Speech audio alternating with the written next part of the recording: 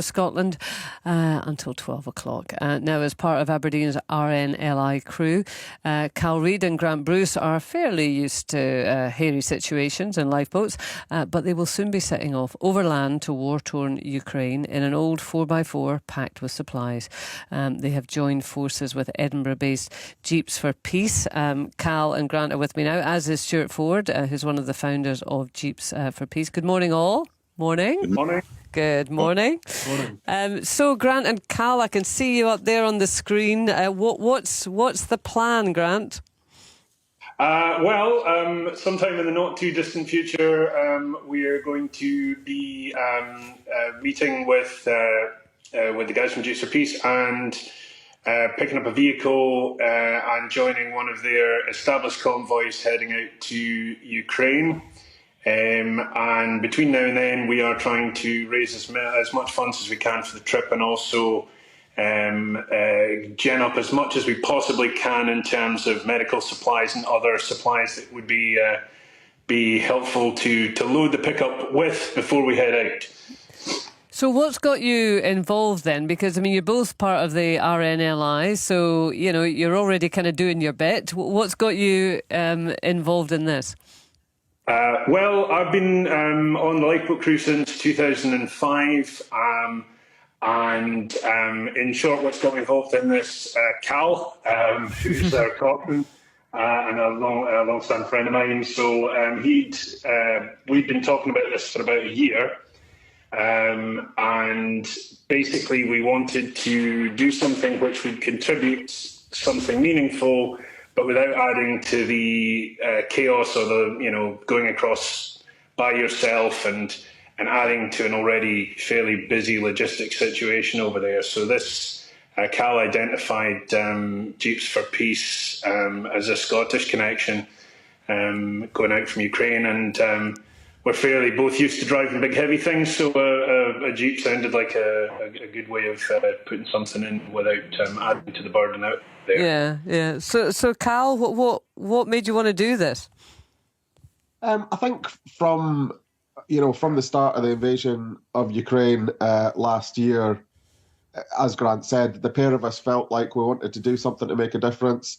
It did become apparent to us quickly that there was a lot going on, a lot of aid effort. But sometimes that can get a bit muddled and make things busier. So it was finding an established, route into to be able to help. And as Grant said, I came across Jeeps for Peace. I started to look into the work they've been doing. I'm sure Stuart will tell you more, but they've done several convoys now over the past kind of year and a half, and that just seemed like the most sensible way of doing things. It also afforded us this 4x4, which we, through our connections around other emergency services and rescue services, can get close to out-of-date medical equipment on board that's going to be no use here. It's just going to be, frankly, binned here, and fill this Jeep with it, and hopefully that can be used as well as the vehicle itself. Yeah, and just to bring in Stuart, morning to you, Stuart. Good morning. Good morning. As Cal was saying there, you're taking over supplies that might not have much of a shelf life here, but could be used very immediately in Ukraine. But it's kind of similar with the Jeeps, isn't it? I mean, they're vehicles that might not have a long life here, but, I mean, to be blunt about it, in Ukraine, they're probably not going to last that long anyway. That's correct. I mean, the sort of typical lifespan of a Jeep in Ukraine is perhaps 90 days. So, we need supply. We're sourcing these vehicles. We're being helped enormously by all of the other sort of volunteers within the group. It's a desperate situation, but we've been doing it. I should also do a quick shout out to another group called Pickups for Peace. They do something very similar to ourselves, and between us, I think there's nearly 300 vehicles. And Pickups are Scottish-based, but they have a good contingent from the south as well. So, yeah. I mean, and these are vehicles that you never expect to return to the UK? Oh, definitely not. No. These vehicles are staying there. They're being used for all sorts of situations, medical evacuations, rescuing wounded soldiers, civilians. We've also teamed up with an animal charity called Breaking the Chains, So they're effectively going in and rescuing animals. And where they're rescuing animals, they're also rescuing old age pensioners or old age people who would not leave their animals behind. So this is something that really has to be done. Have you been over yourself, Stuart? Many times, yes. Well, Yes. I mean, here we are, we're 18 months down the road with this. What's it like on the ground now? Well, it depends where you are. I mean, on the front line, I mean, to give an example, yesterday I spent about an hour and a half on the phone with a group that are desperately trying to send humanitarian aid down to Kupiansk. The place has been destroyed. There are people cut off. They need humanitarian aid, but they need to get that humanitarian aid there. They need the jeeps to take it over the sort of man-made bridges, which effectively can deliver that. It's very tough in those areas. The Jeeps for Peace story is not just about delivering the jeeps. There's the human interest part of it. We work very closely with the families whose husbands or fathers are receiving these jeeps. We've had people, wives and children, knocking on the door of our contacts in Ukraine, asking us desperately to help save their husbands and fathers. And then when we deliver, we then go and visit the families. We visit the families to see how they're getting on. And on the last occasion, this particular family, we visited them, took some toys for the little boy, let him drive the vehicle. But his father, they hadn't heard from him for 10 days. The family were really upset and worried about it. And our contact on the ground, Vassal, contacted the commander, and he told them that not to worry, that the husband had been helping liberate a village. They had been penned in, but there was a nice ending to that story. That's lovely. However, there are not always happy endings in that respect. So we're working very closely with the people in Ukraine to make sure that these jeeps get exactly to the right people that need them. So, and how important is it that people like Cal and Grant are prepared to get involved and give up their time? It's essential.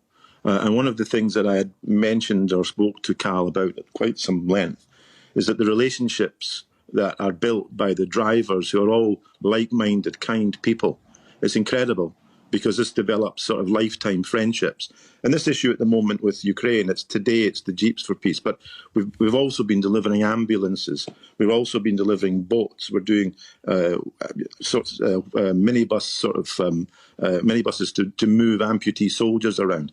And then after that, there's going to be something else. The big concern is at the moment is that this Ukraine issue isn't really in the public's sort of mind at the moment. There's lots of other things going on, but there's a critical situation in there, and we desperately need to help. Cal, have you any idea how long you're going to spend there and what you'll actually be doing when you're there? Yeah, it's a fairly quick dash across, so it's roughly a week that we're trying to compact it all into, and very much following Stuart and the team's lead once we get into Ukraine, and we'll be working as a convoy. So, like I say, it'll be following their lead once we're across Europe. Well, yeah, and I mean, Grant, I guess that is an important part of this. I mean, you two obviously very keen to help, but you know, you don't want your help to add to chaos. So to be part of a structured effort, it has clearly been a conscious decision of yours. Yeah, I mean, that's the thing, you know, in our lifeboat, with our lifeboat hats on, we're part of a bigger organisation. We can do our part as part of that larger organisation, and it's the same. We're very much hoping to be a positive part, and rather than adding to the logistics burden over there. So that's very much why Jeeps for Peace was the logical one for us. So yeah, very much looking forward to getting to being a part of it. I know you're as good on land as you are on sea. We shall see, I think. I'm a bit worried about Cal's left-hand driving, though. I've got concerns. Oh dear. Cal, already the competitive bit started here, I think. It's a disaster, isn't it? I mean, the man literally trusts me with his life on a weekly basis on a boat, but he doesn't trust me in a thing with four wheels. So, you know, we can face hurricanes. I don't know if we can face the M1. And where did you get your vehicle from? So the charity has sourced the vehicle. So we'll be going down this week at some point and picking up the vehicle from Stuart. And we're going to get that with liveried up a little bit, drive it round to do a little bit more fundraising. Obviously, these trips have got to be paid for, and a big part of this has been the fundraising that we've had to do. Right at the start, Stuart made it very clear it costs about £750 in the area, £750 per person per vehicle to get across there. So that's been our fundraising goal, which thankfully we've hit now, and we're now minded that we're going to continue that effort and possibly do future trips. Right. And Stuart, where do you get the vehicles from? We buy them.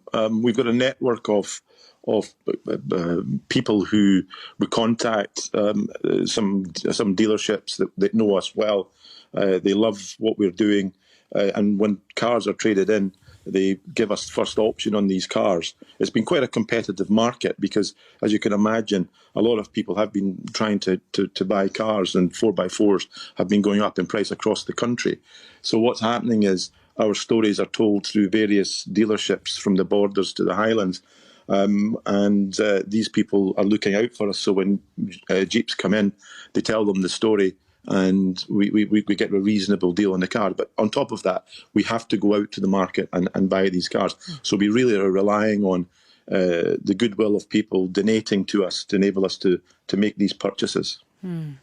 Well, Stuart, thank you very much for spending some time with us today, and also to Cal and Grant. Best of luck to you both. I know it's at some point in the future before Christmas, and we'll be really interested to see how you get on. So hopefully you'll keep in touch. That's Cal Reid and Grant Bruce there, and Stuart Ford, who is one of the founders of Jeeps for Peace. Celebrity race across the world. The competition is on. 4 famous faces under love.